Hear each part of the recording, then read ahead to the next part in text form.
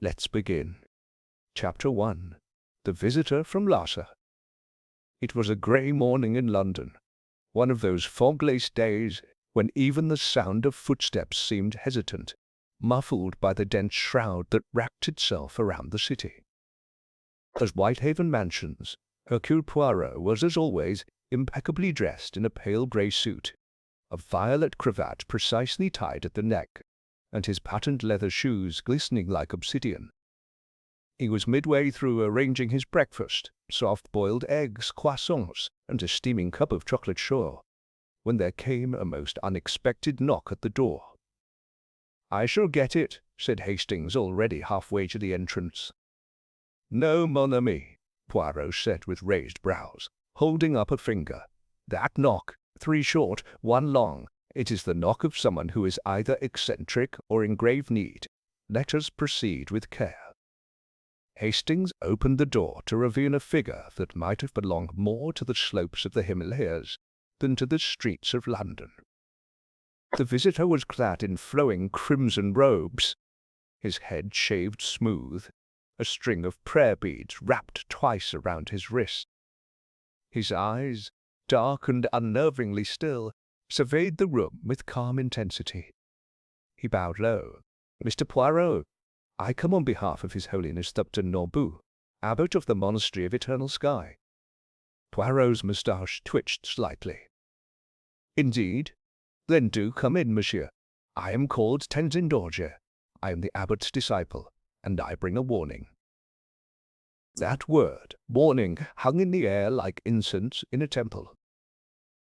Poirot gestured for him to sit. Tenzin reached into a cloth pouch sewn into the folds of his robe, and retrieved a narrow parchment wrapped in aged silk. As he carefully unfurled it on the table, Poirot and Hastings leaned forward. The paper was yellowed, brittle at the edges, but the ink, curious curling symbols in deep vermilion, was vivid. "This," Tenzin said, "is a copy of a sacred scroll known as the Sky Path Sutra. The original has been in our monastery for over 800 years, but 5 months ago it was stolen." Hastings frowned. "Stolen, but from Tibet?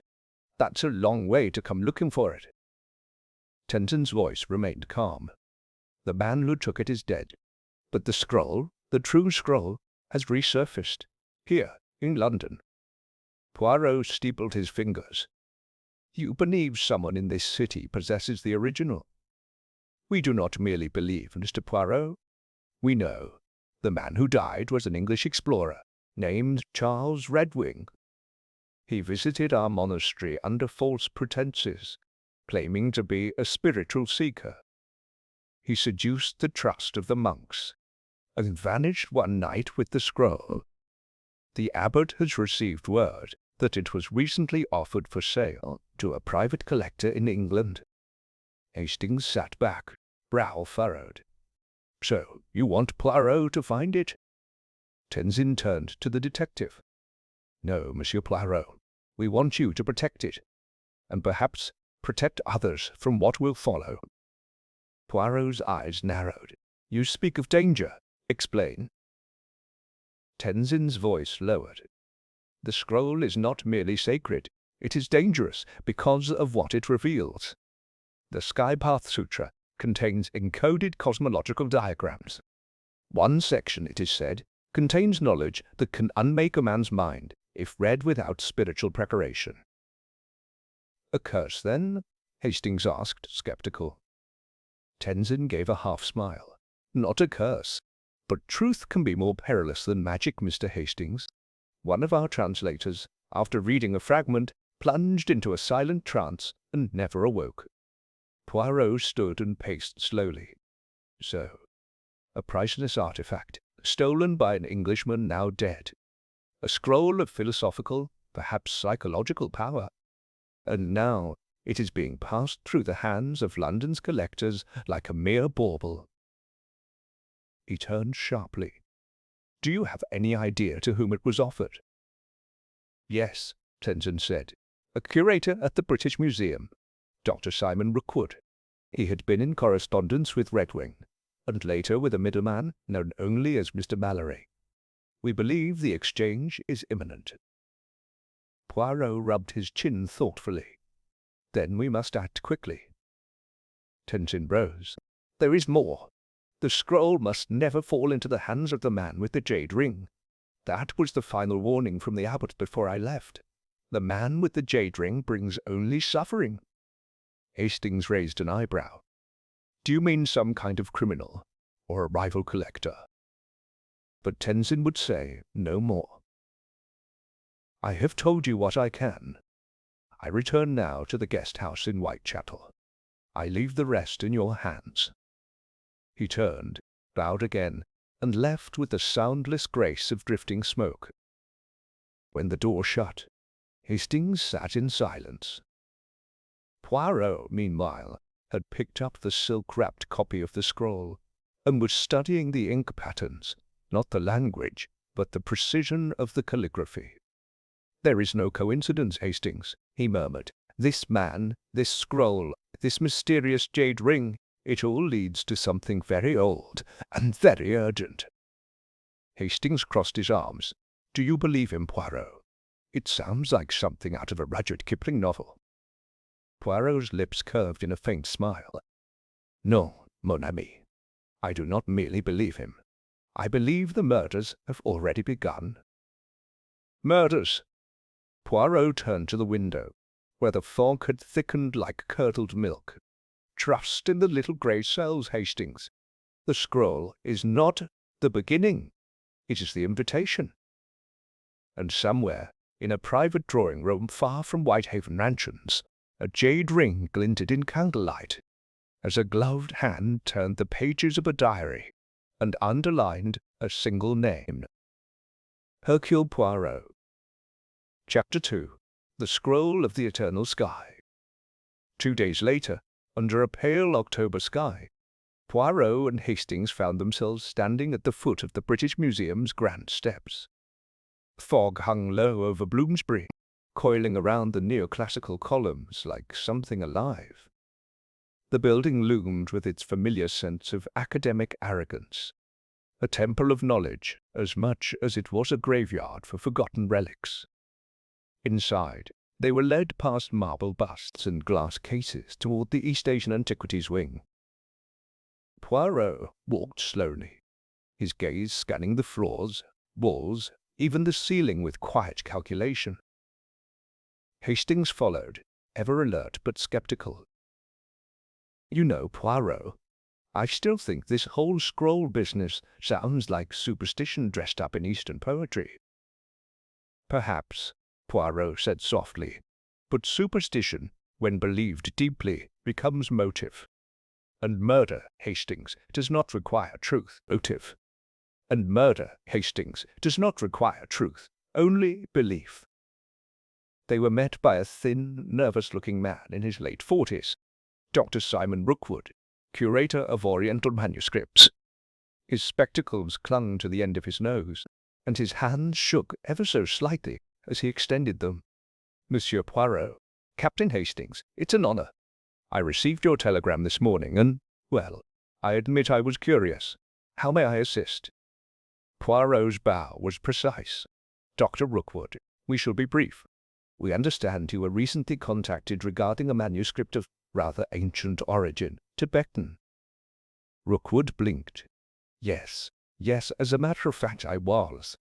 But I don't see how you were approached by a Mr. Mallory." Hastings cut in.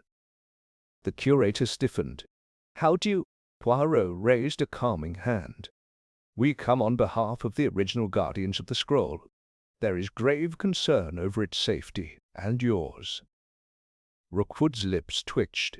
"Look, I'm a scholar, not a collector. I don't buy things, especially not artifacts of questionable provenance. I merely agreed to authenticate the scroll when Mr. Mallory wrote to me. He said he'd bring it today." "Today?" Poirot echoed. "What time?" Rookwood checked his watch. "He was due 15 minutes ago." The three men stood in silence for a moment, the air thick with unspoken tension. Poirot's eyes narrowed. "I do not suppose," he said slowly, "you would object to our being present when Mr. Mallory arrives?" Rookwood hesitated, then nodded. "All right, but I'm warning you this man is a bit unusual. His letters were written on old parchment, like he was trying to impress me with theatrics. Smelled of incense. Who does that?" Poirot did not answer. His gaze had turned inward, far away. Then, with sudden resolve, he turned to Hastings. "We shall wait." They waited nearly an hour, but Mr. Mallory never came. Instead, a flustered museum assistant burst into the room, face pale, eyes wild. "Dr. Rookwood, sir, you'd better come at once." In the East Wing's manuscript reading room, a small crowd had gathered. At its center, slumped over a low reading desk, was a body. A man, face pressed into an open notebook, an ink pen still dangling loosely from one hand. Poirot stepped forward. The man was in his mid-50s, clean-shaven, with a faint scar on his chin. Around his finger was a jade ring, large, oval, smooth. Its surface shimmered faintly in the lamplight, almost as if alive. Poirot crouched beside the body and gently turned the man's head. His eyes were wide open, unblinking, almost glassy. "No wound," Hastings whispered. Poirot picked up a slip of paper from beside the notebook. It was covered in faint curling script. Not Tibetan, but English, written in a trembling hand. It whispers, "In the snow. I saw the mountain split open, and it was not rock within, but thought like fire." Poirot's voice was grave. "It seems Mr. Mallory arrived after all." Dr. Rookwood gasped. "That's him." Poirot nodded slowly. "Yes, and it seems, mon ami, that the scroll is not merely a tale. It is a trap." The police arrived quickly. Inspector Cray, a tall man with a dour face and an even drier sense of humor, greeted Poirot with the weariness of a man who had seen too much already that week. "Another one of your courier's corpses, Poirot?" "I fear so," Poirot replied. "But this one brings with it a most unusual scent." He gestured toward the body. Cray sniffed the air. "Incense? Frankincense and juniper," Poirot said. "Traditional to certain Tibetan rituals." The man came prepared for something. As Mallory's body was being carried away, Poirot turned to Hastings. "Tell me, did you notice his hand? The ink? No, the ring finger. There is a faint circle where a second ring once sat. He removed it, or had it taken, from that hand recently." Hastings frowned. "Why?" Poirot did not answer. He picked up the note again and studied it.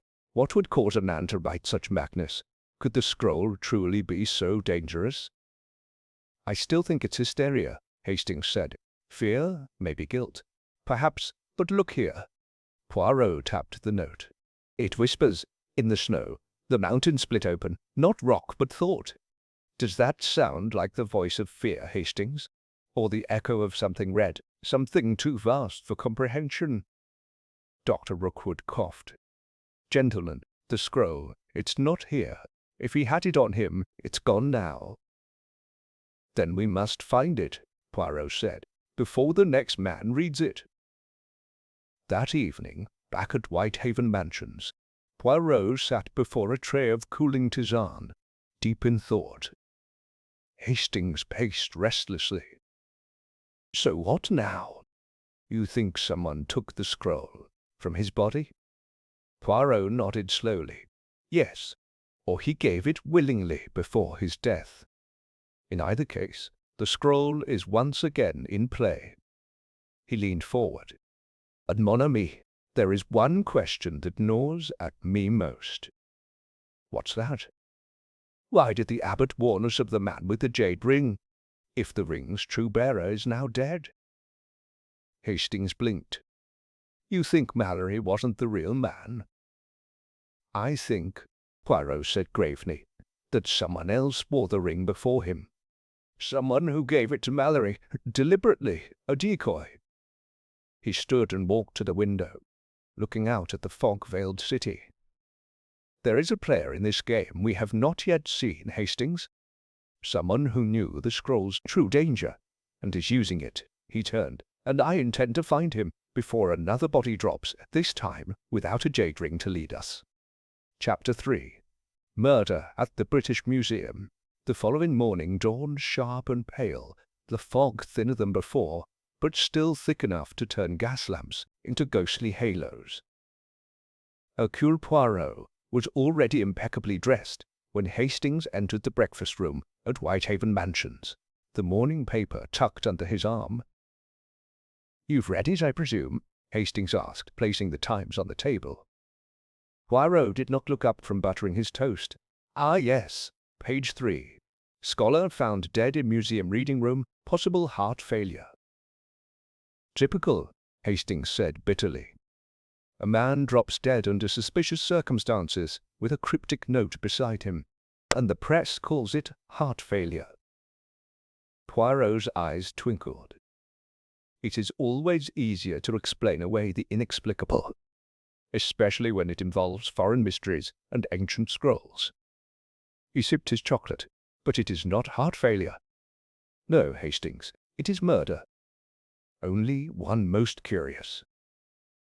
There came a knock on the door. Two short, one deliberate. Poirot raised a brow. "Ah, the rhythm of Scotland Yard." Indeed, it was Inspector Cray, looking more rumpled than usual and chewing irritably on a matchstick. "Thought I'd come by before the museum staff starts throwing up barricades. Something about Mallory's death isn't sitting right. We did a preliminary check on his effects. The only unusual item—" He reached into his coat and pulled out a scrap of paper in a sealed bag. Poirot took it delicately. On it was a torn corner of parchment, age-yellowed, the edges singed, and upon it a single incomplete phrase in vermilion ink: "The breath that undoes the mind." Poirot read it 3 times. Cray continued, "We found it hidden in the lining of his coat pocket. Someone had gone to great lengths to conceal it, but that's not the strangest part." "What is?" Hastings asked. Cray hesitated. He had Tibetan ash under his fingernails, and between the folds of his coat's inner hem, flower petals, alpine they say, ones that don't grow within 1,000 miles of London. Poirot leaned back, eyes shining. "So Monsieur Mallory had more than parchment in his possession. He had residue, from the original scroll perhaps, or from the hands that passed it to him." Cray sighed. "Poirot, you know I'm no expert in ancient curses, but this case, it's starting to feel like one." Poirot gave a small smile. "Let us not fear the poetry of the East, my friend, but let us not underestimate it either." That afternoon, Poirot and Hastings returned to the museum, this time not to meet a living curator, but to examine a corpse. They were greeted in the pathology department by Dr. Madeline Greaves, the museum's resident forensic consultant, an austere woman with a voice like cracked glass. "There's no trace of poison," she said bluntly. "No cardiac trauma, no rupture, no aneurysm.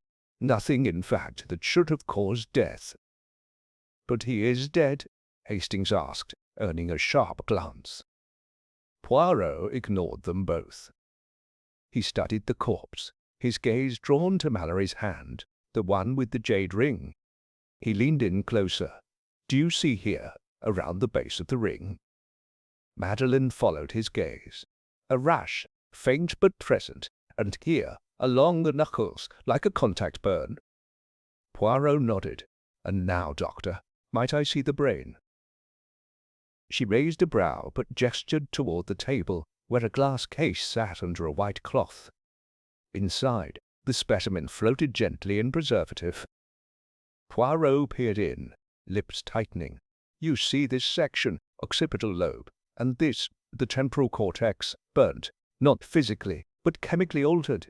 He saw something, Doctor, or believed he did. Something his mind could not survive. Madison's voice was hushed. That's not science. That's madness. Or both, Poirot murmured. Later, back at the museum's east wing, Poirot lingered by the reading desk where Mallory had died. A faint ring of wax had formed around the ink bottle, oddly the only item not removed by the investigators. Poirot crouched. He examined the underside of the table. Then he smiled. "Hastings, do come here." "What is it?" Poirot pointed to the faint mark under the lip of the desk, a delicate symbol carved with a fine blade.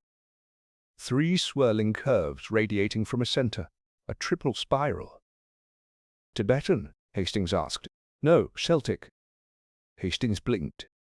"But what does that have to do with the Tibetan scroll?" Poirot stood. "It suggests that whoever arranged this scene wanted to confuse, blend east and west, obscure the trail, which means—" He paused. His voice dropped to a whisper. "The real scroll was never here." That evening, Poirot summoned Dr. Simon Rookwood to Whitehaven Mansions. The curator arrived, looking paler than usual, a folder clutched in trembling hands. "I received this an hour ago," he said. "Delivered by private courier, no name." Poirot opened the folder.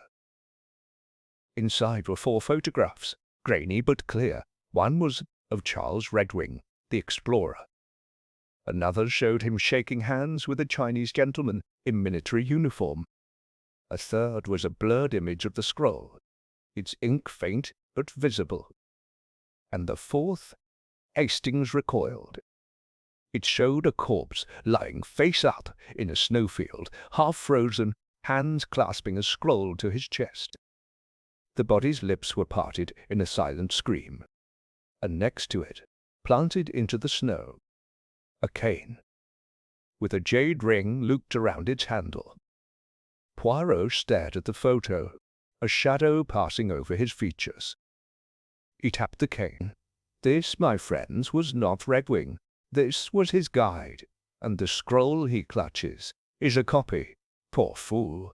He died protecting a counterfeit. Rookwood stammered. "Then where's the real one?" Poirot looked up. In the hands of someone who never intended to sell it. Someone who orchestrated Mallory's death to cover their tracks. Someone who now believes themselves invincible. Hastings leaned in. "But who?" Poirot's voice was a whisper. "That is what we shall discover next. But remember the adage warning." He turned the photo toward them again, tapping the blurred silhouette just behind the corpse. A distant figure watching from a ridge above the snow, almost hidden in shadow. "The man with the jade ring," Poirot said softly, "is not always the one wearing it." Chapter 4. A trail through shadows. The next morning brought with it a peculiar visitor, not through the front door, but by way of a small nondescript envelope that had been slid beneath Poirot's door some time during the night. There were no initials, no postmark, just a crimson wax seal shaped like a lotus blossom. Inside, a map of London. 2 locations circled in red ink. 1, Wren and Finch Antiquities, Mayfair 2. A derelict chapel in Limehouse, marked only as no entry after dusk. No message, no sender. Poirot studied the map carefully, eyes narrowed in thought. "You think it's from the killer?" Hastings asked, over his second cup of tea. "Mais non," Poirot replied. "From someone who wants us to believe they are the killer, or wishes to lead us away from them. Either way, we follow." "Both?" Poirot nodded. "But we begin with Wren and Finch. The shadows of Limehouse can wait until dusk." Wren and Finch Antiquities was nestled between a perfumery and a bookbindery on a quiet side street in Mayfair. A brass sign swung gently in the autumn wind, and a bell above the door jingled as they entered. The shop smelled of cedar wood and dust. Inside were rows of display cabinets filled with ancient coins, miniature ivory carvings, and relics from every corner of the globe. A small man emerged from the back, a Mr. Linley Finch, spectacled, pale, and humming as he dusted a Roman oil lamp. Poirot introduced them with his usual charm. "We are not here to purchase, monsieur, only to inquire." Finch set down his cloth. "Ah, then you're here about the scroll, aren't you?" Hastings blinked. "You've seen it?" Finch gave a tight smile. "Seen it? No, but I've heard of it. Everyone in my circles has. It's become something of a legend among collectors. A holy grail. Word is, the original Tibetan scroll re-emerged in London 6 months ago, and then disappeared again." Poirot's eyes sharpened. "Disappeared? How?" "The collector who acquired it, a man named Hugo Venn, vanished completely, closed his townhouse, sent his staff away. Last anyone heard, he was in Switzerland, or possibly dead." Poirot murmured, "Hugo Venn." Finch leaned closer, lowering his voice.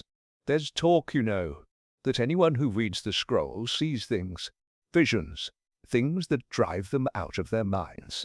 But no one knows who started that rumor. Some say Venn was merely paranoid. Others say the scroll speaks." Poirot said nothing. He simply tapped the edge of the counter. "And this jade ring, have you heard of that in your circle of collectors?" Finch grew suddenly quiet. Then he turned, reached beneath the counter, and pulled out a small card.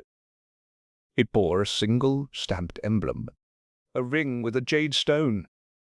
The edges of the card had been burned. "This was left at my doorstep a week ago," Finch said. "No note, just this. I took it as a warning." Poirot examined the card. "A threat?" Finch nodded. "Or perhaps a calling card?" Poirot straightened his lapels. "Then let us hope, Monsieur Finch, that it remains only a card." By late afternoon, the sky had turned the colour of steel wool. Limehouse, once the heart of London's docklands, had long since decayed into a labyrinth of half-abandoned warehouses and shuttered opium dens. It was here, amid the silent alleyways and damp cobblestones, that the second location on the map awaited them. They reached the chapel just before dusk. It was a squat, crumbling structure, no steeple, no bell, its windows blacked out with soot, the door hanging crooked on one hinge. There was no name carved into the stone, only a faded sign on the gate, property of the Church of the Blameless Flame. Hastings shivered. "This place has no business being here." Poirot said nothing. He stepped forward, pushed open the door, and entered. Inside, the air was thick, stale with incense and mildew. Candles, long melted into puddles, lined the pews. At the altar stood an odd shrine. 3 wooden effigies, grotesque and twisted, each wearing a faded red cloth over their heads. And on the altar itself, a burnt scroll case, empty. Poirot moved forward, touching nothing. Behind the altar, chalk symbols had been drawn onto the stone floor, spirals, crosses, one resembling a human eye. Suddenly, Hastings froze. "Poirot, there's someone here." From the shadows behind the pews, a voice emerged, high, sharp, feminine. "You should not have come." A woman stepped into the candlelight. Her face was half-veiled, her skin pale as parchment, her hands gloved.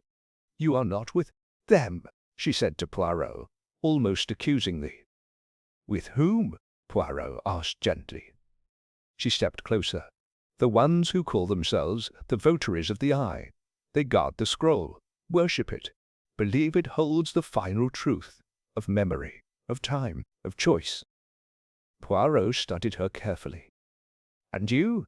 "I left them, before the ritual, before the scroll chose me." Hastings frowned. "Chose you?"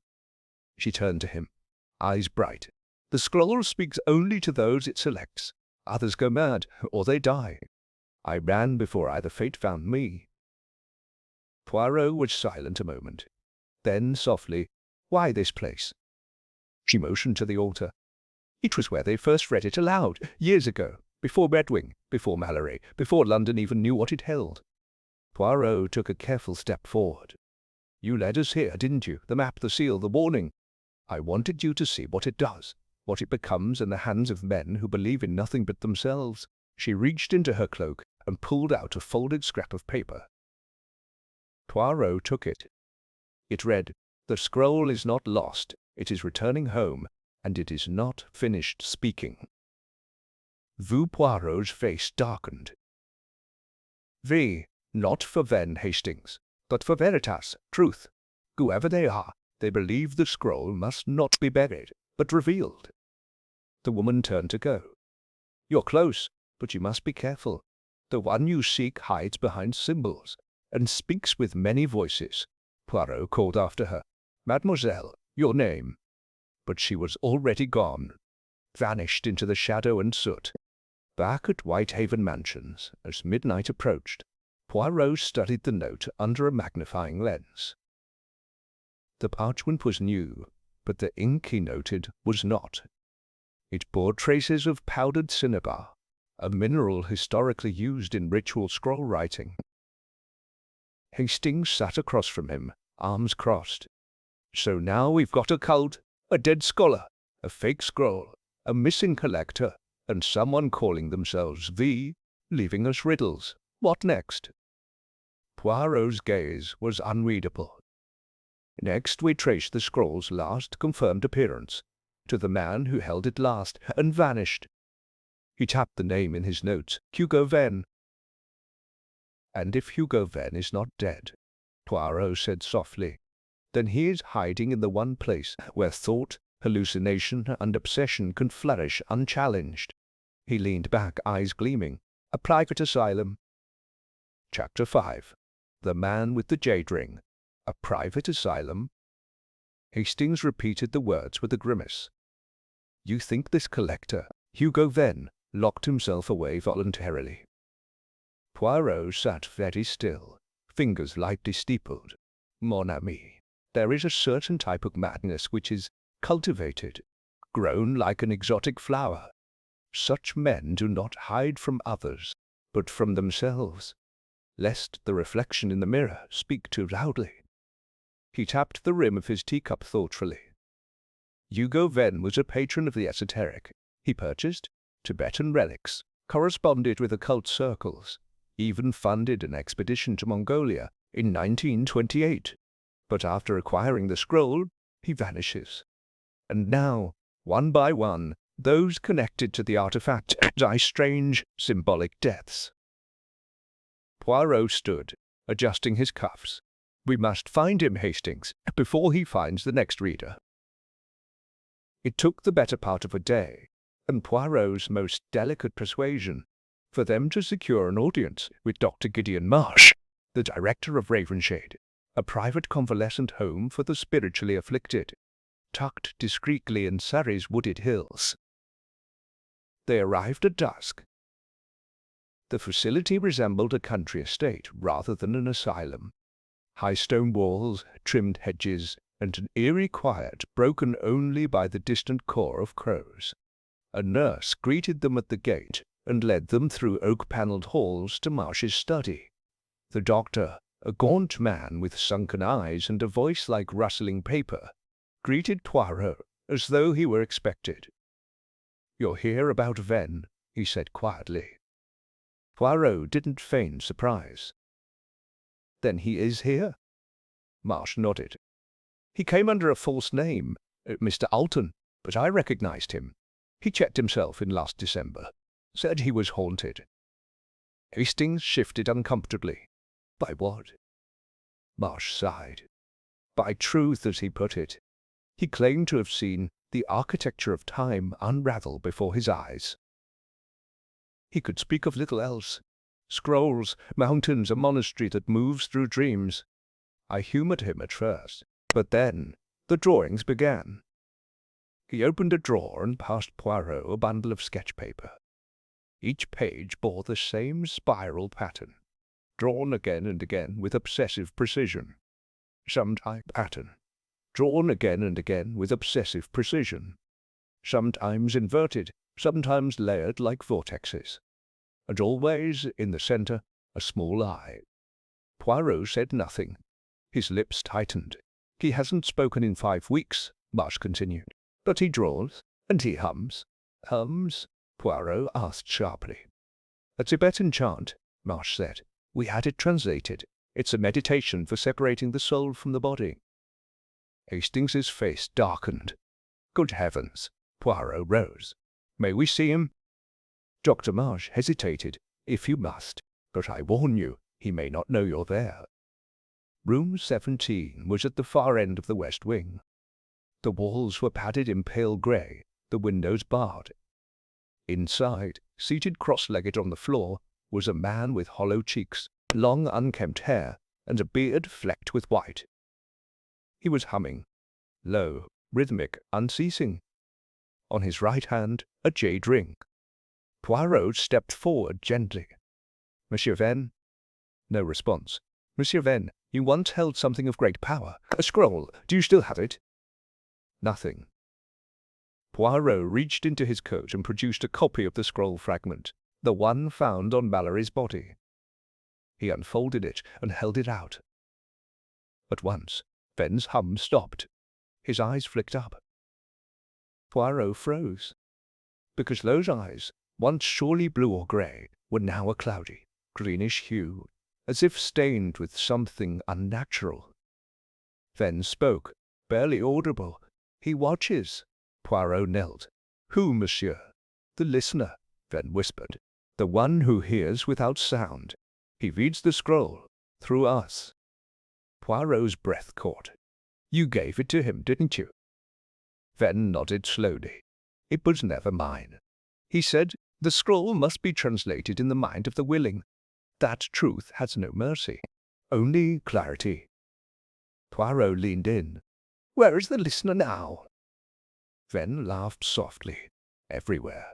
In books, in thought, in the echo behind your name. And then he began to hum again, curling back into himself like a dying flame. Poirot stood in silence. Back at Whitehaven Mansions, hours later, Poirot sat before the fireplace, hands clasped, his gaze distant. Hastings poured 2 brandies. So, the scroll passed from Redwing to Venn to Mallory. And now, Poirot exhaled. Now it is in the possession of someone who does not fear the scroll, but reveres it, someone who calls himself the listener. He stood and went to his files, pulling out a dossier he had compiled earlier. He laid out names, Charles Redwing, Mallory, Rookwood, Finch, and Venn. Each had been linked, however loosely, to either the scroll or to a single symbol, the eye in the spiral. But there was one name missing from official records. The woman in the chapel. Poirot tapped his chin. Hastings, what if the listener is not a single man, but a circle, a society, one that guards the scroll and chooses those who may read it? You think the murders were tests? Poirot didn't answer directly. He turned instead to the card from Wren and Finch, the one with the jade ring embossed on scorched paper. The symbol was not just a warning, he murmured. It was a message. It says, we are watching, we choose who sees and who lives. The next morning, Hastings woke to find Poirot already dressed, coat in hand, moustache trimmed razor-sharp. Where are we off to? He asked. Poirot smiled faintly. To see a woman of many faces. One who left the cult, but never left its truth. Who? Poirot tucked something into his pocket. The veiled woman from Limehouse. But you said she vanished. Poirot's eyes gleamed. Non, mon ami. She simply returned to the shadows, but I found the scent she left behind. He held up a long crimson thread. Hastings frowned. From her cloak? Poirot nodded. It is a rare weave, Himalayan. Only one boutique in London sells it. I called this morning. He opened the door. She is expecting us. They found her waiting at the rear of a tea shop near the docks, her veil removed this time. She had a slender, intelligent face, with piercing black eyes and lips that never seemed quite at rest. "You came," she said simply. Poirot bowed. "I have more questions, mademoiselle, and I think you want them asked." She said nothing for a moment. Then, "The listener is real, but not what you imagine. He was once a linguist, a translator. He believed that language itself shapes reality, that if you could craft the perfect sentence, you could fracture the world." Poirot's gaze was steady. "He used the scroll to test that theory." She nodded. "Each reader sees a different truth. Some see gods, some see history, others see death." Poirot took a slow breath. "Is the listener in London now?" Her voice was barely audible. "Yes." "Where?" She hesitated. Then quietly, "He is preparing the final translation for public release, to be read aloud, in a hall of silence." Poirot's eyes narrowed. "Which hall?" She looked up. "The reading chamber of the British Museum." Poirot and Hastings rose at once. "Thank you," he said. "You may have saved lives." The woman gave a sad smile. "Or ended them." As Poirot turned to leave, she called softly, "Monsieur Poirot?" He stopped. "Oh, if you see the listener, do not listen." Poirot's smile was faint. "Mademoiselle, I do not listen, I observe." And with that, they vanished into the London fog, toward the place where ancient words would soon echo again. Chapter 6. The Alibi of Smoke. The morning of November 4th arrived with a damp chill that clung to London's bricks and bone alike. The city exhaled steam and soot as if bracing itself for something unseen. At Whitehaven Mansions, Hercule Poirot had already donned his wool coat and bowler hat when Hastings emerged from his room. Still yawning. "You're up early," Hastings said, tightening his scarf. Poirot was polishing his cane, a look of calm intensity on his face. "The museum has announced a private reading tonight," he said, "in the East Lecture Gallery, closed to the public by invitation only."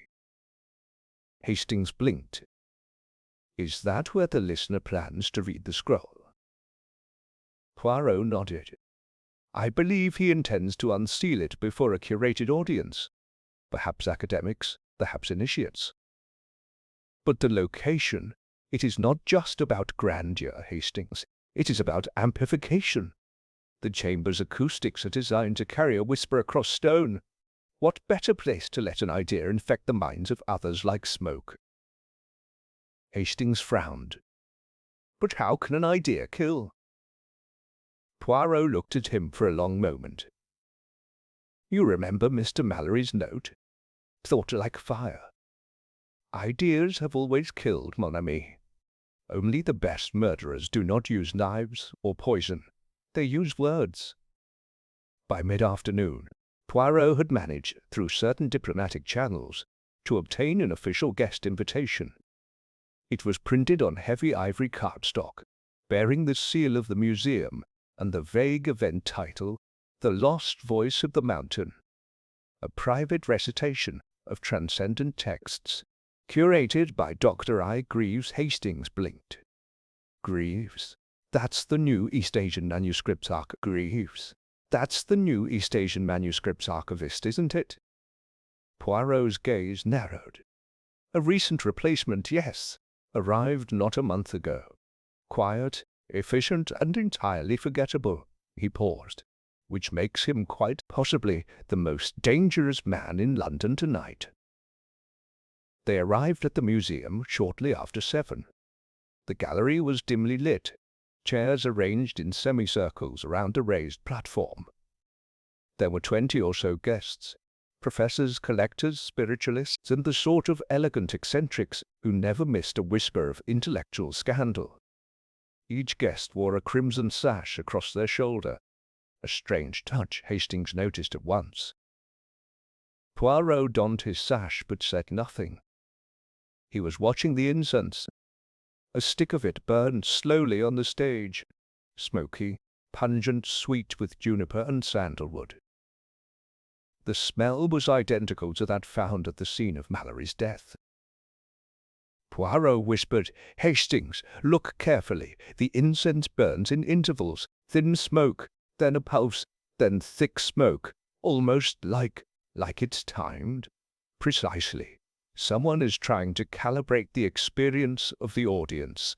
Smell, light, silence, all orchestrated to lower mental resistance, to make the mind receptive. A hush fell across the room. A tall man in a long grey robe stepped onto the stage. He wore round glasses, his head shaved, his gait deliberate. Dr. Ignatius Greaves. His voice was low but carried across the chamber. "Ladies and gentlemen, what you are about to witness is not merely a reading, but a liberation. The scroll you will hear translated tonight is one of the oldest surviving documents from the Monastery of Eternal Sky, smuggled out before its destruction in 1914. He turned and opened a black lacquered case behind him. Inside was the scroll, its silk wrappings folded back, the parchment unfurled like ancient skin. Hastings drew in his breath. The symbols danced across the surface like fireflies trapped in amber. Poirot, however, was not looking at the scroll. He was looking at Greaves's hands, steady, cold, measured, and on the fourth finger of his right hand, a faint white circle, as if a ring had recently been removed. Poirot's heart leapt. Greaves began to speak in Tibetan. The words rolled over the crowd like smoke. People sat very still, eyes glazed, some visibly swaying. Poirot whispered, "He is not translating, he is chanting, a phonetic mimic. The words may have meaning, but not to him." Hastings murmured, "But what's the goal?" Poirot stood. "To trigger memory, trauma, insight, anything that makes the listener vulnerable. He is fishing, casting the net of the scroll to see who breaks." Greaves continued, then paused. He looked up, and directly at Poirot. "Would the esteemed Monsieur Poirot care to comment?" he asked with the smallest smile. Every head turned. Poirot's voice was sharp. "I would, Doctor. I believe your translation is flawed." Greaves raised an eyebrow. Poirot stepped forward. "You speak of a scroll stolen, smuggled, preserved, but you fail to mention those who died holding it, or those who never should have read it." Gasps. Greaves replied coolly, "What is truth, Monsieur Poirot, if not a risk worth dying for?" Poirot's voice cut through the smoke. "Then let us test that." He removed from his coat a sealed envelope. "This is the real fragment of the scroll Mallory carried. We found it hidden in his coat. You've never seen it." Greaves's calm faltered. Poirot opened the envelope and held it up. The ink, vermilion. The paper, rice-dried in lunar smoke. "But you wouldn't know that, because the scroll you carry," he pointed, "out a forgery." Silence. Greaves's mouth twitched, and then he laughed. "A forgery, my dear Poirot? How quaint! And who told you this? The monk with the shadow? The woman who vanished from Limehouse? Or was it your own fear?" Poirot stepped onto the stage. "No, Doctor. It was your alibi of smoke. You orchestrated Mallory's death with incense, altered lighting, a carefully timed illusion, and then played the role of scholar. But the man who truly understood the scroll was Venn." Gasps again. Hastings whispered, "Poirot, be careful." But Poirot's eyes blazed. "You killed to own the scroll. You manipulated men to spread its myth, and you tried to weaponize its mystery to gain power. But you made one mistake." Greaves said nothing. Poirot reached into the lacquer case and lifted the scroll. "This is not parchment," he declared. "It's treated linen, and the symbols painted in synthetic ink." He tossed it onto the floor. It fluttered like theatre cloth. The audience stirred in alarm. Poirot turned. "Ladies and gentlemen, you have not witnessed truth tonight. You have been rehearsed by a man with a talent for manipulation and a very real hunger for control." Greaves backed toward the door, reaching into his sleeve. But Hastings was faster.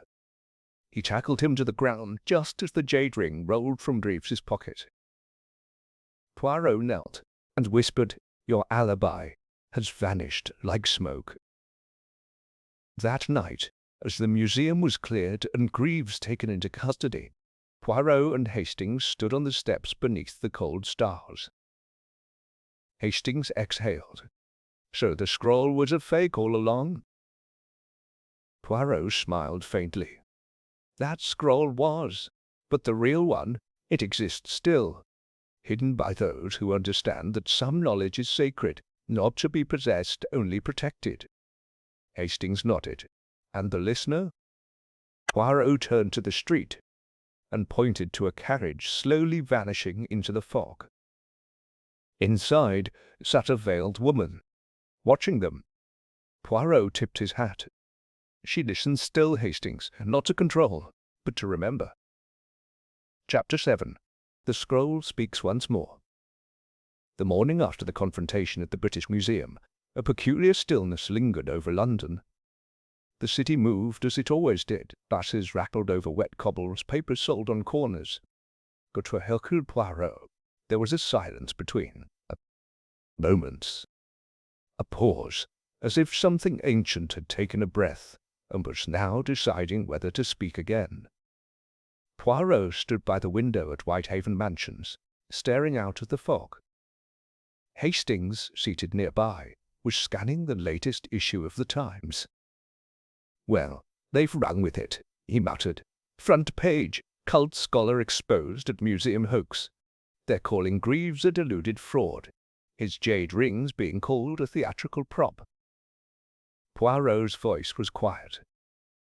"Yes, the press loves a tidy narrative, even when it is false." Hastings looked up. "False? You proved Greaves was a fraud." "Indeed," Poirot said. "But Hastings, what if Greaves was merely the curtain? The performance was real, yes, but not the source of the music." Hastings frowned. "You mean someone else was orchestrating it?" Poirot turned from the window. "Precisely. And that person has not yet taken their bow." Late that afternoon, a knock came at the door. A boy in a school uniform handed Poirot a sealed envelope, saluted smartly, and disappeared down the stairs. Poirot opened it slowly. Inside was a single item, a photograph. It depicted an old stone monastery, half collapsed, perched high on a Himalayan cliff. Scrawled on the back, in delicate handwriting, "The scroll has spoken again." The listener was only a voice. The mouth is still to come. Poirot passed it to Hastings without a word. "The mouth?" Hastings asked. "What in heaven's name does that mean?" Poirot did not reply immediately. Instead, he pulled down a heavy file, labeled Red Wing Expedition, 1923.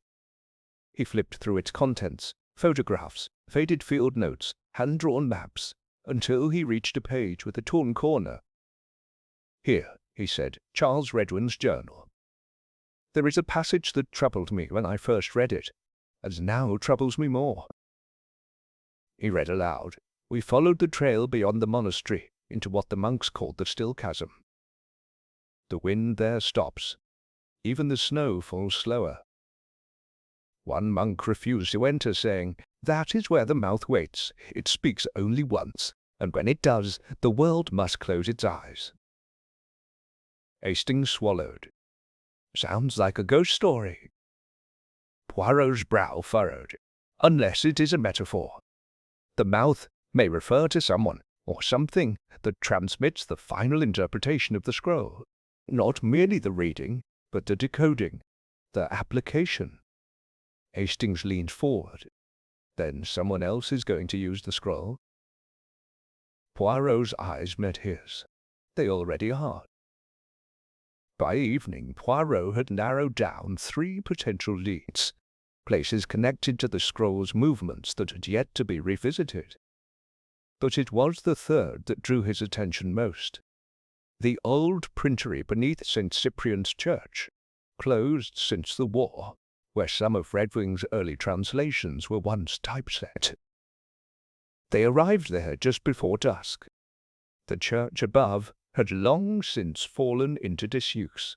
Beneath it, the printery was accessible through a rusted iron gate, half swallowed by ivy.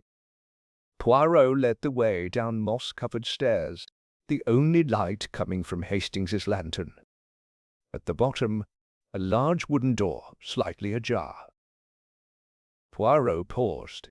"We are expected." Hastings whispered, "How can you tell?" Poirot gestured to the hinge, freshly oiled. Inside, the old printery was still intact.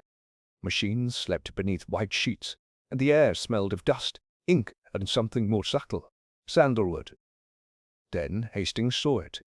A low table in the center of the room. Upon it, a scroll, unfurled.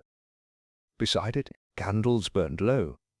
Incense drifted in lazy spirals, and behind the table, the veiled woman. She spoke without turning. "It speaks differently each time." Poirot stepped forward.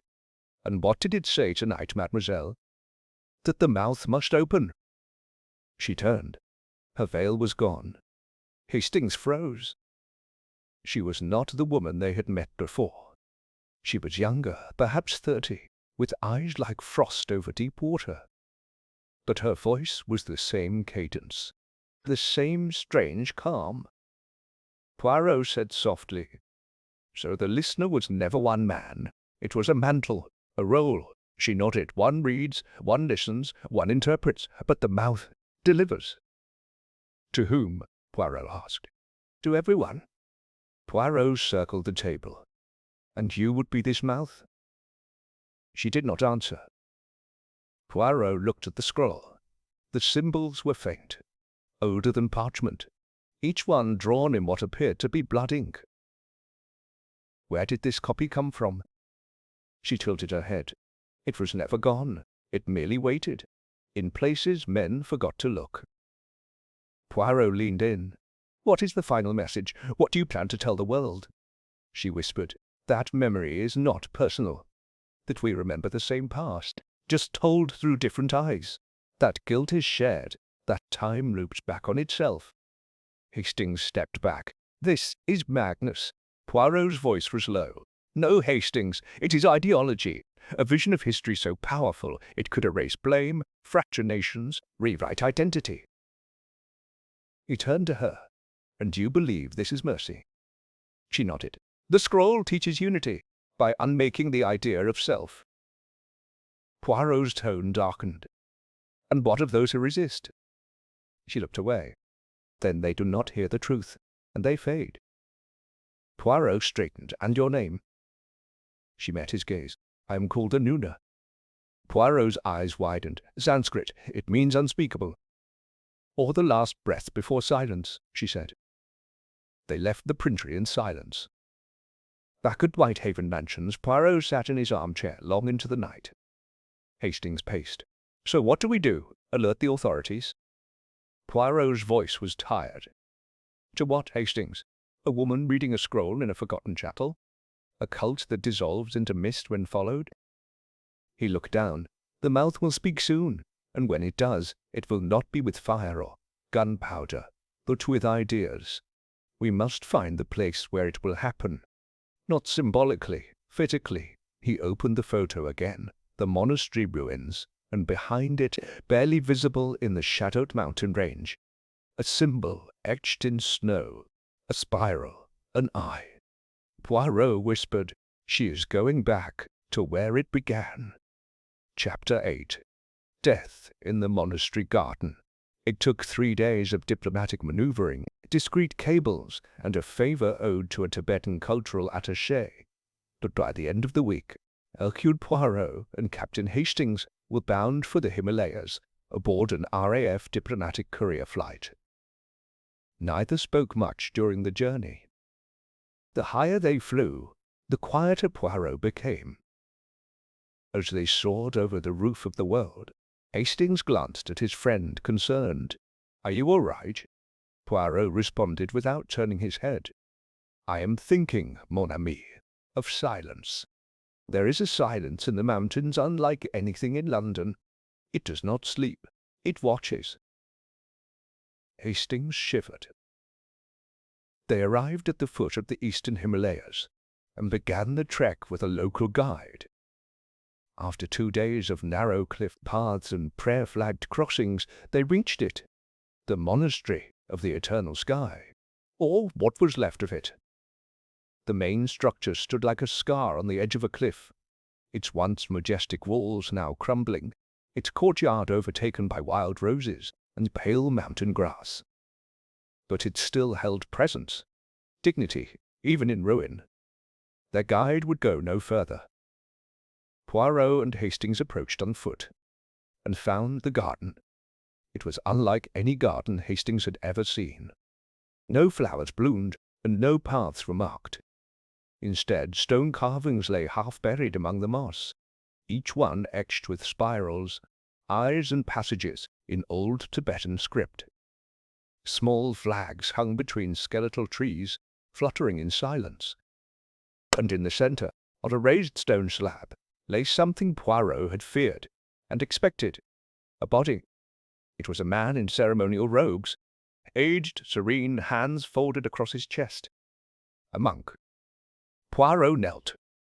There were no wounds, no signs of struggle, only a circle of ash drawn perfectly around the body, and beside it, in a brass bowl, a few smouldering embers of juniper incense. Poirot touched the man's neck. Cold. Hastings murmured, "It's like Mallory's death. No violence, just silence." Poirot's eyes swept the garden. Except this man was not tricked. He died in ritual. The ashes were part of it. He consented. Hastings turned. Then this wasn't murder. Poirot stood. It was a message. He gestured to the carvings. The scroll is not meant to survive. It is meant to echo, through acts, through sacrifices. Poirot followed a trail of footprints, faint in the soft moss. They led toward a small stone shrine, half collapsed. And there, inside a crevice, he found it.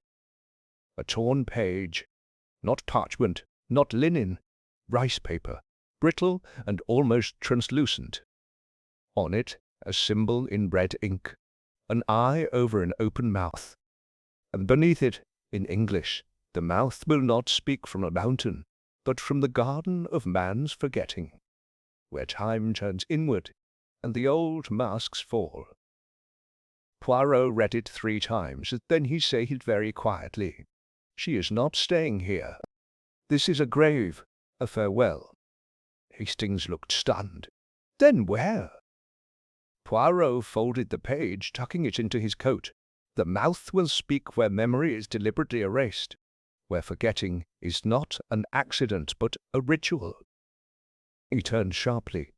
"And there is one place in England where such forgetting happens daily, clean, clinical, and unnoticed."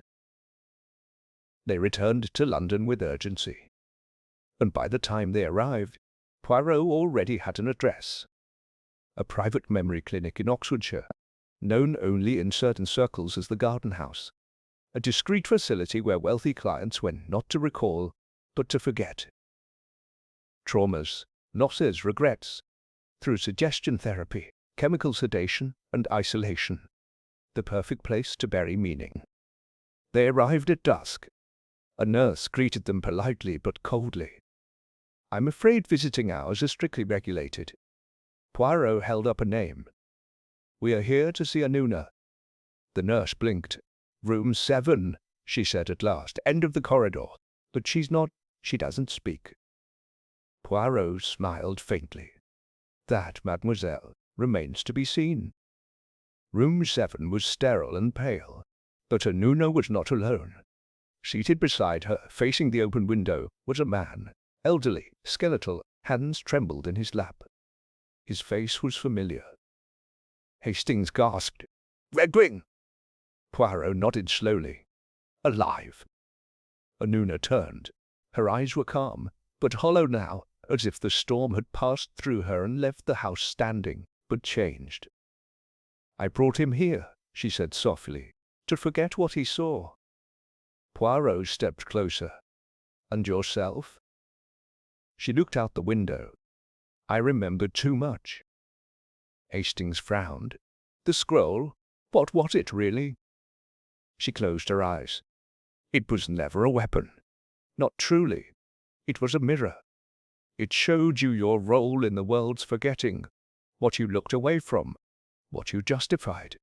Those who read it, they cracked beneath the weight of memory they had denied." Poirot asked, "And you? What did it show you?" She answered without hesitation, "That I was not the mouth, I was the echo, and the mouth is yet to come." Poirot sat across from her. "Then tell me, who holds the scroll now?" She slowly lifted her hand and pointed to Redwing. Poirot's breath caught. Redwing sat motionless, but in his lap a leather pouch. Poirot stepped forward and gently opened it. Inside, carefully folded, was a new scroll, smaller, bound with thread, and written on the outside in a trembling, childlike hand, to be read only by one who remembers everything, and still forgives. Poirot did not touch it further. He turned to Hastings. "We must not open it." Hastings was startled. "But why not?"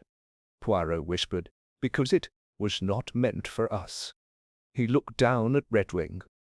"Only he can decide what is remembered and what must be buried." Outside the clinic, beneath a soft rain, Poirot finally spoke aloud the thought he had carried since Tibet. "There are no villains in this story, Hastings. Only those who remembered too deeply, and those who ran from remembering." Hastings put a hand on his friend's shoulder. "And what about you, Poirot? What do you remember?" Poirot looked out across the rolling Oxfordshire fields. "Everything." Chapter 9. The Pact of Three. The morning after their visit to the garden house brought a sharpness to the air. October wind like a blade through leaves, sunlight fractured through the glass of Whitehaven mansions. But Poirot sat motionless, hands folded, eyes distant, as if the fire of the mystery had dimmed to a long, slow burn. Hastings entered, a tray in hand. "You didn't sleep, did you?" Poirot smiled faintly. "The body may sleep, mon ami, but the mind, it walks, especially when haunted by old promises." Hastings poured tea. "You mean Redwing?" Poirot took the cup. "Yes, and 2 others."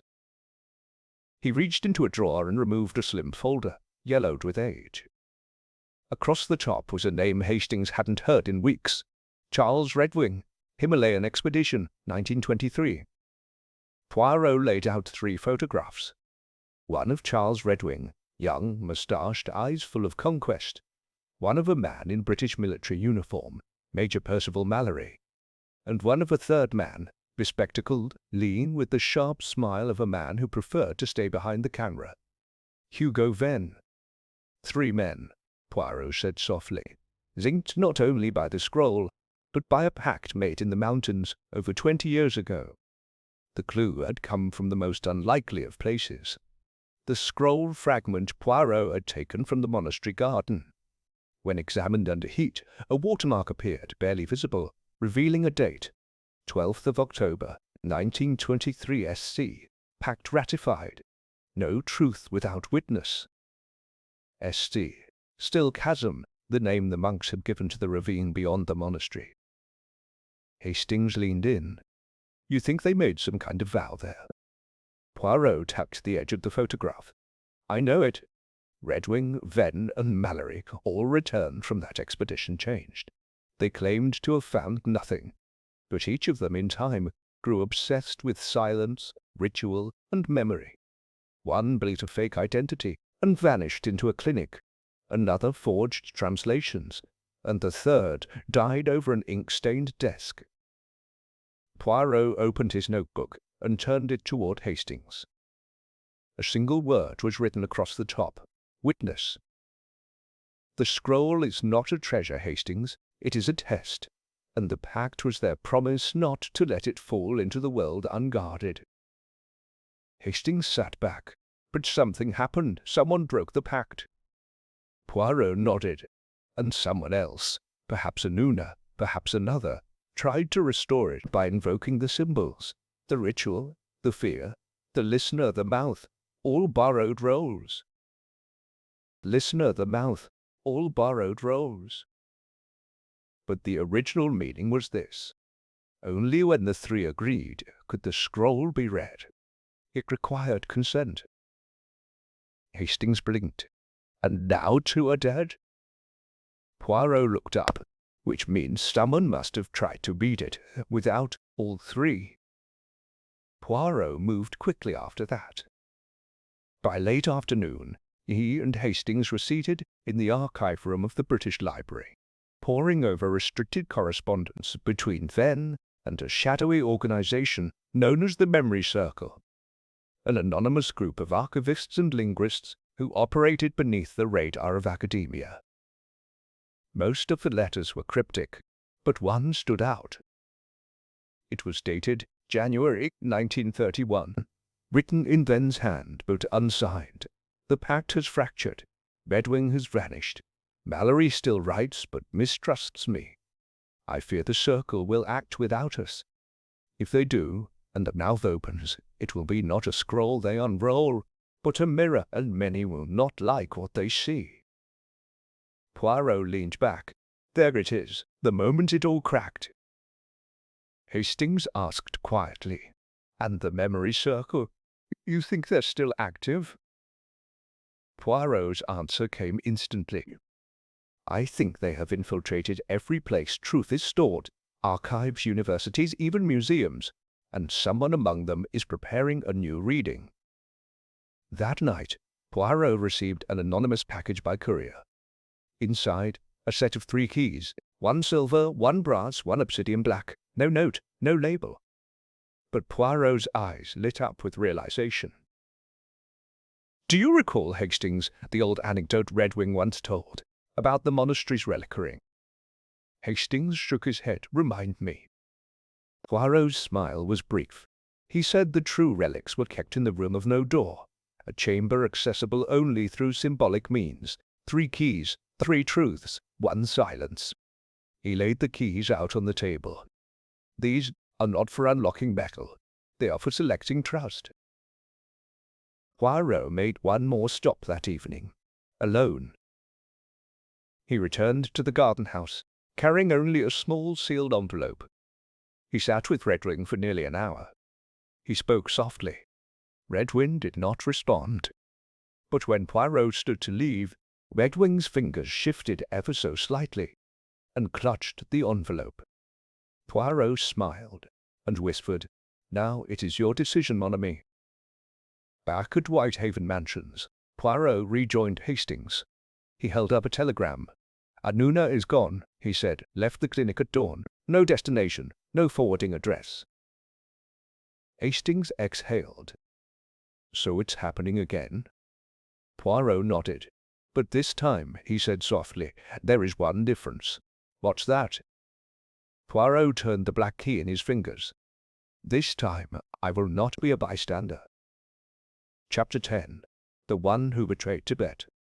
The following morning, the sky over London was a blank sheet of grey, featureless and cold. Poirot stood at the window of Whitehaven Mansions, black key in dash, hand unmoving for over an hour. When Hastings finally spoke, his voice was low. Poirot, you've been thinking all night. What is it? Poirot didn't turn. I have remembered something. Very old, a case from before the war. Not one I solved, but one I read about.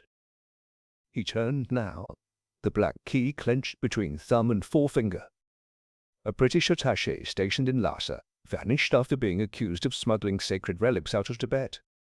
The case was buried by the Foreign Office. No charges, no body, only a whispered name, Everett Hale. Hastings frowned. That name doesn't appear in any of our notes." Poirot stepped toward his files, pulling out an envelope. Inside was the photo of Charles Redwing's 1923 expedition team. Redwing, Venn, Mallory, and a fourth man, Poirot whispered, the one who took the photograph. He flipped it over. In faded pencil, photograph by E.H., 23rd Octi, still Chasm. Poirot turned the photo to Hastings again. He was there, from the beginning. But unlike the others, he never returned under his own name. He changed it. He inserted himself into the records as a scholar, then as a translator, then as an anonymous patron of esoteric publications. Hastings stared.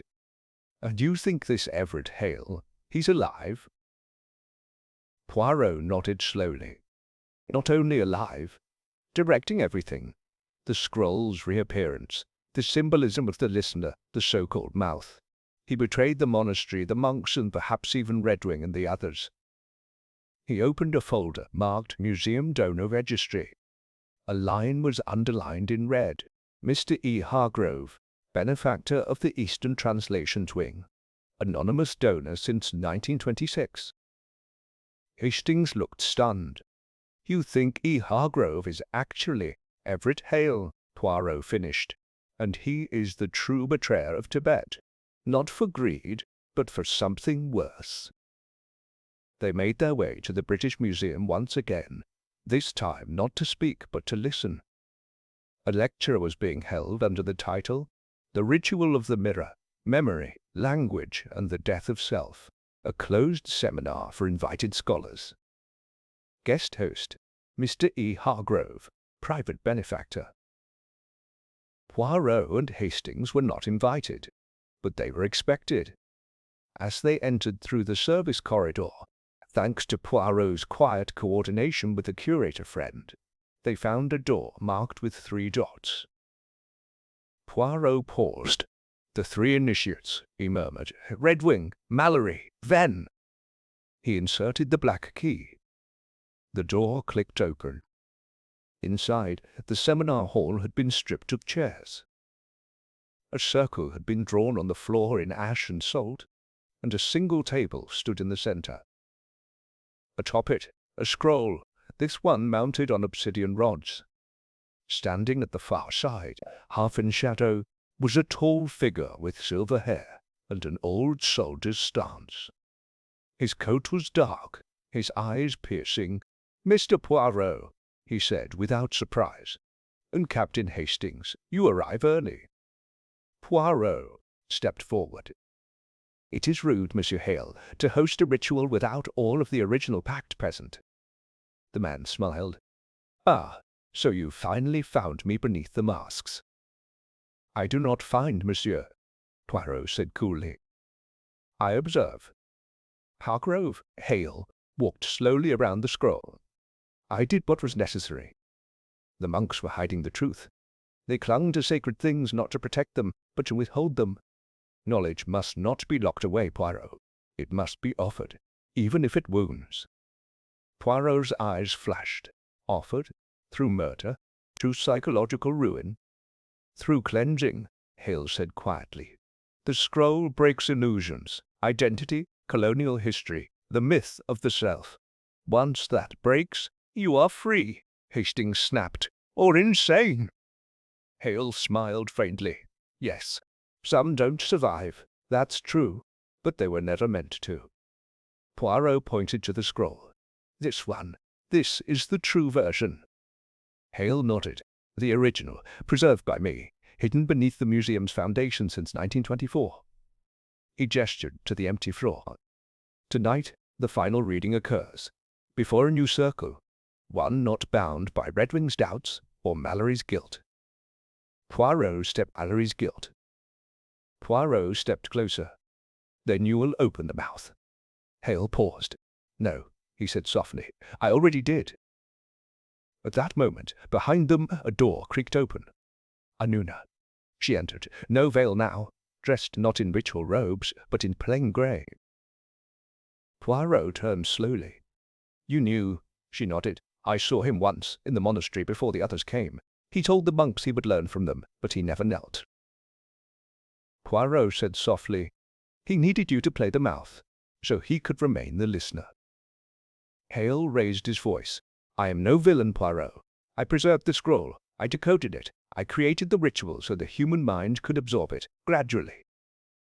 He walked toward them, slow and controlled.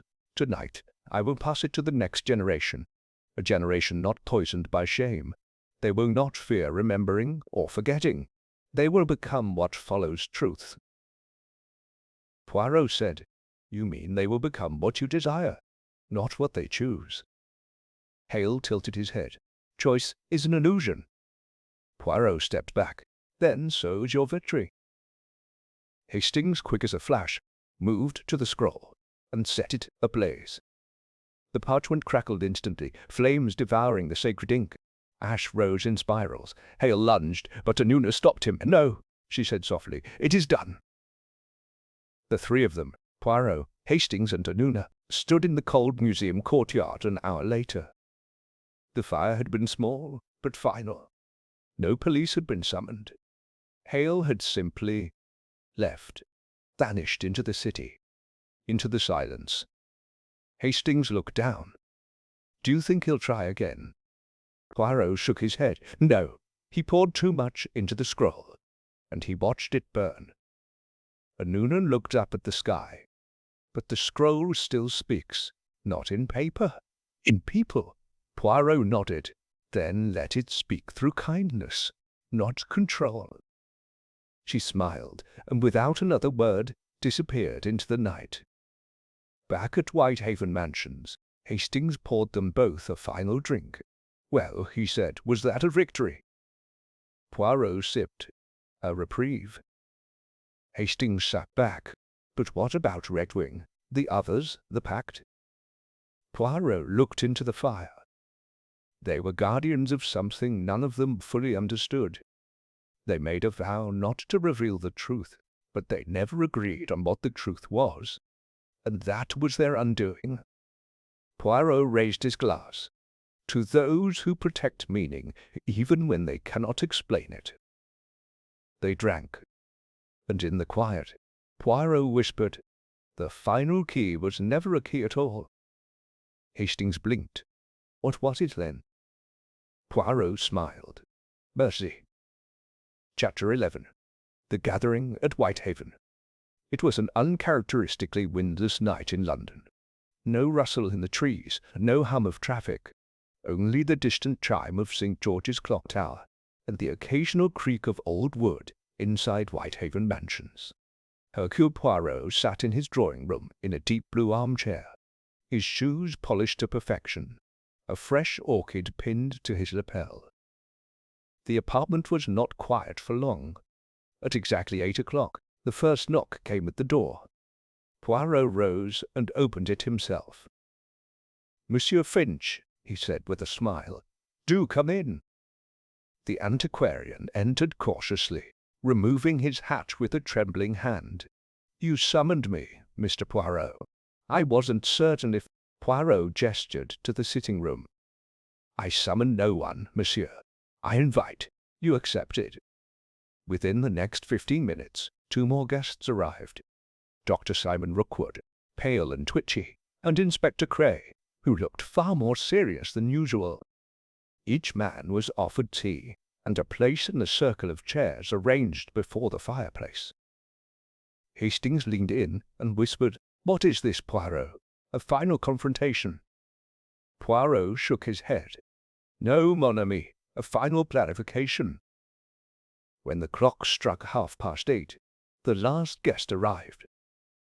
Charles Redwing walked in slowly, his gait unsure, his face thinner, but his eyes clear.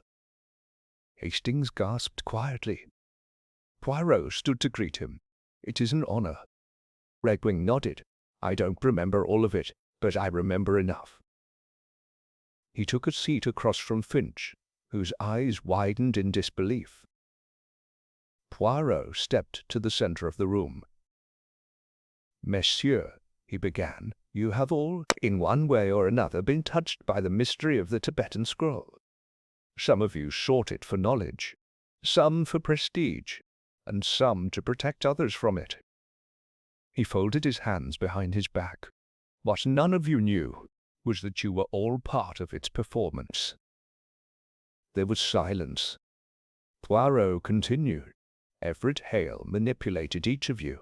He orchestrated theft, forged legends, created a mythology around the scroll, the listener, the mouth, the circle. All titles assigned to roles played not by people, but by ideas. Rookwood murmured, but the scroll was real. It existed. Indeed, Poirot said, but so does fear, and guilt, and memory. The scroll's power was never in its words. It was in the mirror it held up to the reader. He turned to Finch. You received a jade card, a warning. Finch nodded nervously. Yet you never passed it on. Why? Finch looked down. Because part of me wanted to see it, to know what it said. I wanted to feel important. Poirot smiled kindly. Then you were already chosen. The scroll finds those who desire not truth, but transformation. He turned to Rookwood. You authenticated artifacts for Hale. I thought they were genuine, Rookwood whispered. They were, Poirot said, but not ancient. Hale made them real by making you believe. You gave them legitimacy. A forgery, monsieur, becomes truth when respected by enough people. Poirot walked slowly to the window, looking out over the gaslit street. The scroll was used to manipulate, to control, but it was also used to test. Hale believed those who could see the world differently deserved to shape it. But he never asked what damage that might cause. He turned to Redwing. And you, monsieur, you knew. You saw the still chasm. You saw what the monks were hiding. Redwing's voice was rough. Yes, but I didn't understand it. Not then. Poirot nodded. You made a pact with Venn and Mallory not to let the scroll be exposed, but you never told the world why. Redwing's hand trembled. Because it would have undone too much. Our history, our pride, our stories. And yet, Poirot said gently, by hiding it, you ensured others would seek it even more. There was a long silence in the room. Then Inspector Cray cleared his throat. So what now? You've explained it, unravelled the whole mess. But there's still a dead man, and a public that believes this scroll was a cursed artifact. What do we tell them? Poirot walked to the hearth and picked up a small velvet pouch. He opened it and removed the 3 keys, silver, brass, and black. He laid them on the table. These were not for doors. They were for choosing. Hale believed they corresponded to 3 human forces, memory, fear, and silence. Poirot looked around the room. But there is a 4th force, stronger than the others, not a key, but the lock itself. Hastings blinked. What do you mean? Poirot's voice was low. Forgiveness. He turned to the group. I ask each of you tonight to lay down your guilt, to speak not of what you lost, but what you learned. The scroll is gone. Hale is gone. The game is over. He gestured to the fire. Now, we choose what replaces it. One by one, they spoke. Finch admitted his cowardice. Rookwood confessed his ambition had clouded his caution. Cray said he never believed in the power of the scroll, but did believe in the fear it created. And Redwing? He said nothing for a long time. Then, I remember the day we made the pact. We stood above the chasm. We agreed to seal the scroll away, but I never imagined that the silence would become louder than the truth. Poirot walked to him and placed a hand on his shoulder. You kept it buried, monsieur. Now help bury its shadow. By midnight, the guests had gone. The 3 keys remained on the table. Hastings sat down across from Poirot. Do you think it's really over? Poirot looked thoughtful. Mysteries do not end, Hastings. They transform. The scroll's story will become legend, then myth, then metaphor. He paused. But that is well, because the best truths are not written in ink. He tapped his chest. They are written here. Chapter 12. The Final Revelation. The Real Scroll. 2 weeks passed. London slipped into early winter. Bare trees against wet skies, breath fogging on scarves, lamplight flickering across cobbled alleys. The newspapers had moved on. The name Hargrove never made the front page. The museum quietly cancelled all public programming on Eastern artifacts. The world, as it often does after great unease, pretended nothing had happened. But within Whitehaven Mansions, Hercule Poirot knew the final truth still lingered, waiting for its last act. And then, one quiet morning, it arrived. Not in the form of a package, not in the form of a corpse, but a visitor. An elderly Tibetan monk stood at Poirot's door. His eyes were serene, his expression unreadable. His hands clutched a small box, wrapped in faded silk. He bowed. "Monsieur Poirot, I am Tenzin Dorje. We met once, though I did not speak then." Poirot ushered him in. "Please, I remember your face." Tenzin nodded, unwrapping the silk. "The monastery has watched you, listened. You did not pursue the scroll with hunger, but with caution. You sought not to possess, but to understand." He opened the box. Inside, wrapped in cloth and tied with thread, was a scroll. No embellishment, no obsidian rods, no blood ink, only paper, plain, hand-pressed, and words written in careful ancient Tibetan script. Tenzin said, "This is the true scroll, the original." Hastings, who had been silent until now, stepped forward. "But I thought it was destroyed." "The one at the museum." Poirot raised a hand. "That was Hale's copy, a shadow play." Tenzin nodded. "The real scroll never left Tibet. Hale stole a partial fragment, one which the monastery allowed him to take. A test, one he failed." Poirot stared at the box. "Why bring it now?" Tenzin looked at him. "Because you must decide whether it remains hidden or is read." Poirot stood very still. Hastings whispered, "Poirot, no one would blame you if you didn't." Poirot turned slowly. "Mon ami, I must, but not for glory, for balance." That evening, Poirot sat alone at his desk. Candles flickered softly. The city outside was still. He untied the thread and unrolled the scroll. The ink was aged but unbroken.